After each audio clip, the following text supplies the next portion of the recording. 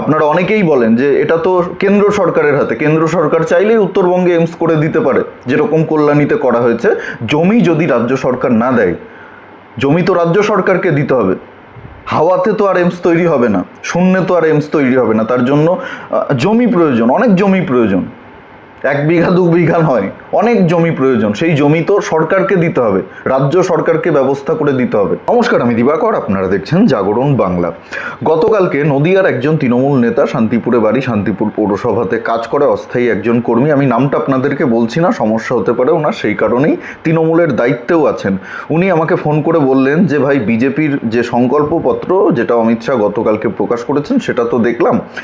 আমি তৃণমূলের নেতা হয়েও বলছি, আমি তৃণমূল করি, বহু বছর ধরে তৃণমূল করি, তা সত্ত্বেও বলছি আমি আমার জীবনে এখনও পর্যন্ত এরকম কোনো রাজনৈতিক দলের সংকল্পপত্র দেখিনি। তোমরা যত তাড়াতাড়ি পারো, তোমরা তো এমনিতেই সংকল্পপত্রটা দেরি করে প্রকাশ করেছো, তোমাদের যে ঘোষণাপত্র সেটা দেরি করে প্রকাশ করেছো, তোমরা মানুষের কাছে এটাকে নিয়ে পৌঁছাও। নির্বাচনের আর বেশি দেরি নেই, বেশি সময় নেই, মানুষের কাছে কিন্তু এই সংকল্পপত্র পৌঁছে দিতে হবে। আমাকে উনি পরিষ্কার বললেন, ভাই অনেকেই কিন্তু এই সংকল্পপত্রগুলো বোঝে না, তোমরা মানুষকে বোঝাও যে সংকল্পপত্রটা কি। মানুষ ইস্তেহার শুনে শুনে অভ্যস্ত হয়ে গেছে। তো বিজেপি সংকল্পপত্রে যে ঘোষণাগুলো করেছে, যে প্রতিশ্রুতিগুলো দিয়েছে, যেরকম মহিলাদেরকে মাসে 3,000 টাকা করে দেওয়া হবে, বেকার যুবক যুবতীদেরকে কর্মসংস্থান করে না দেওয়া পর্যন্ত প্রতি মাসে 3,000 টাকা করে দেওয়া হবে, মহিলাদের জন্য সরকারি বাস ফ্রি করে দেওয়া হবে, ক্ষমতায় আসার 45 দিনের মধ্যে 7ম পে কমিশন লাগু করে দেবে সরকারি কর্মচারীদের জন্য, 5 বছরে 1 কোটি নতুন চাকরির যে প্রতিশ্রুতিগুলো বিজেপি দিয়েছে, এগুলো মানুষকে বোঝাতে হবে। আমি আপনাদেরকে বলছি, বিজেপির এই সংকল্পপত্র আপনারা বাড়িতে গুছিয়ে রেখে দিন, দরকার হলে ফাইলের মধ্যে রেখে দিন, জরুরি যে ফাইলগুলো থাকে, আপনার কাগজপত্র থাকে, সেই ফাইলের ভেতরে গুছিয়ে রেখে দিন, লেমিনেশন করে বাঁধিয়ে রেখে দিন দরকার হয়। বিজেপিকে তারপরে ভোটটা দিন, পদ্মফুলে ভোটটা দিন। 5 বছরের জন্য বিজেপিকে ক্ষমতায় আনুন, 5 বছর পরে তো আবার পরীক্ষায় বসতে হবে। বিজেপি যদি এই প্রতিশ্রুতিগুলো পূরণ না করে, যে কথাগুলো বিজেপি সংকল্পপত্রে দিয়েছে, সেই প্রতিশ্রুতিগুলো যদি পূরণ করতে না পারে, আমি আপনাদেরকে বলছি 5 বছর পরে বিজেপিকে আর ক্ষমতায় আনার দরকার নেই, বিজেপিকে আর ভোট দেবেন না। বামপন্থী যারা রয়েছেন, আপনাদেরকে অনুরোধ করব, যে সংকল্পপত্র বিজেপি প্রকাশ করেছে 5 বছরের জন্যই তো বিজেপিকে ক্ষমতায় আনবেন আপনারা, 5 বছরের জন্য ক্ষমতায় আনুন, বিজেপিকে একবার ভোটটা দিয়ে দেখুন। সিপিএম তো ক্ষমতায় আসতে পারবে না, সিপিএম তৃণমূলকে সরানোর জন্য লড়াই করছে না, এটা আপনারাও খুব ভালো করে জানেন।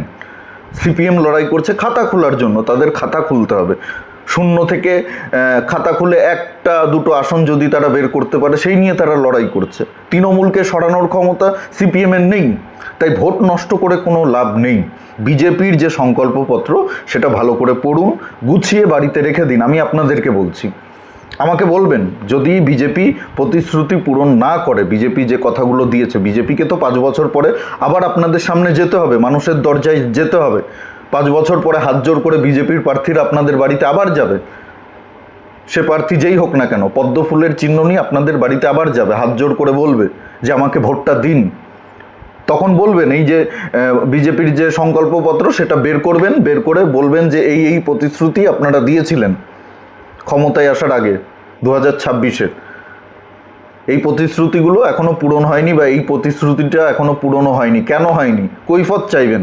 যদি উত্তর না দিতে পারে, বা যদি সেই প্রতিশ্রুতি, উত্তর দেওয়ারও দরকার নেই, সেই প্রতিশ্রুতি যদি পূরণ না হয়, মহিলাদের অ্যাকাউন্টে যদি মাসে 3,000 করে না ঢোকে, বেকার যুবক যুবতীদের অ্যাকাউন্টে যদি মাসে 3,000 করে না ঢোকে, তাহলে বিজেপিকে আর ভোট দেওয়ার দরকার নেই। 5 বছরের জন্য সুযোগ দিন। আমি আপনাদেরকে বলছি, 34 বছর আপনারা সিপিএমকে দিয়েছেন, সিপিএমকে ক্ষমতায় রেখেছিলেন 34 বছর, এত বছর ধরে আপনারা তৃণমূলকে সহ্য করছেন।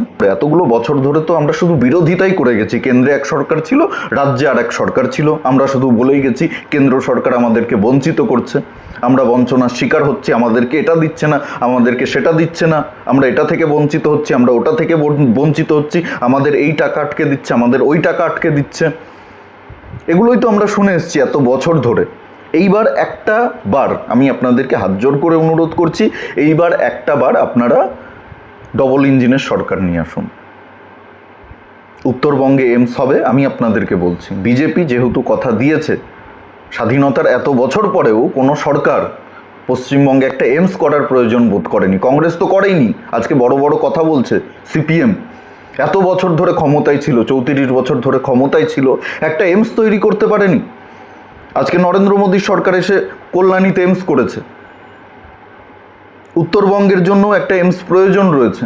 উত্তরবঙ্গের মানুষ কল্যাণীতে এসে তো চিকিৎসা করতে পারবে না, মানুষ মরে যাবে কল্যাণীতে এসে চিকিৎসা করতে গেলে। এতটা রাস্তা আসা সম্ভব নয়। শিলিগুড়িতে একটা এইমসের প্রয়োজন রয়েছে, বা আলিপুরদুয়ার জেলাতে একটা এইমসের প্রয়োজন রয়েছে, যেখানে জমি পাওয়া যাবে আর কি। আপনারা অনেকেই বলেন যে এটা তো কেন্দ্র সরকারের হাতে, কেন্দ্র সরকার চাইলেই উত্তরবঙ্গে এইমস করে দিতে পারে, যেরকম কল্যাণীতে করা হয়েছে। জমি যদি রাজ্য সরকার না দেয়, জমি তো রাজ্য সরকারকে দিতে হবে। হাওয়াতে তো আর এইমস তৈরি হবে না, শূন্যে তো আর এইমস তৈরি হবে না। তার জন্য জমি প্রয়োজন, অনেক জমি প্রয়োজন। 1 বিঘা 2 বিঘা নয়, অনেক জমি প্রয়োজন। সেই জমি তো সরকারকে দিতে হবে, রাজ্য সরকারকে ব্যবস্থা করে দিতে হবে। এই রাজ্যের সরকার কাঁটাতার দেওয়ার জন্য জমি দিচ্ছে না, এই সরকার এইমস করার জন্য জমি দিচ্ছে না। তাই সরকারটাকে চেঞ্জ করতে হবে। দেখুন বিজেপি ক্ষমতায় আসার পরে জমি দেয় কিনা, এইমস তৈরি হয় কিনা 5 বছরের মধ্যে। যদি এইমস তৈরি না হয় তাহলে বিজেপিকে আর ক্ষমতায় আনবেন না। উত্তরবঙ্গের মানুষকে আমি বলবো, অনুরোধ করব, উত্তরবঙ্গের মানুষ তো বিজেপিকেই ভোট দিয়ে এসছে বরাবর। বিজেপি যদি এইবার ক্ষমতায় আসার পরে উত্তরবঙ্গে এইমস তৈরি করতে না পারে, তাহলে আপনারা আর কোনো দিন বিজেপিকে ভোট দেবেন না। কিন্তু একটা সুযোগ দিতে হবে, সুযোগ দিয়ে দেখতে হবে। তো আপনি সুযোগই দেবেন না, আপনি শুধু বলবেন বিজেপি খারাপ, বিজেপি খারাপ। আরে দলটা যদি এতই খারাপ হয়, এতগুলো রাজ্যে ক্ষমতায় রয়েছে, এতগুলো রাজ্যের মানুষ নির্বোধ, বোকাচন্দ্র, মাথায় ঘিলু নেই তাদের, তারা ভালো মন্দ বোঝে না। আমরাই সব বুঝি। ত্রিপুরার মানুষ ভালো মন্দ বোঝে না, আসামের মানুষ ভালো মন্দ বোঝে না, উড়িষ্যার মানুষ ভালো মন্দ বোঝে না, বিহারের মানুষ ভালো মন্দ বোঝে না, উত্তরপ্রদেশের মানুষ, মধ্যপ্রদেশের মানুষ, হরিয়ানার মানুষ, মহারাষ্ট্রের মানুষ ভালো মন্দ বোঝে না, দিল্লির মানুষ ভালো মন্দ বোঝে না। আমরাই সব ভালো বুঝি, আমরাই বুদ্ধিমান, আমরাই চতুর, আর বাকি সবাই নির্বোধ। যাই যেসব রাজ্যগুলোতে বিজেপি ক্ষমতায় আছে, এতগুলো রাজ্যে একটা রাজনৈতিক দল ক্ষমতায় রয়েছে। পশ্চিমবঙ্গের পার্শ্ববর্তী রাজ্যগুলোতেও আজকে বিজেপি ক্ষমতায় রয়েছে।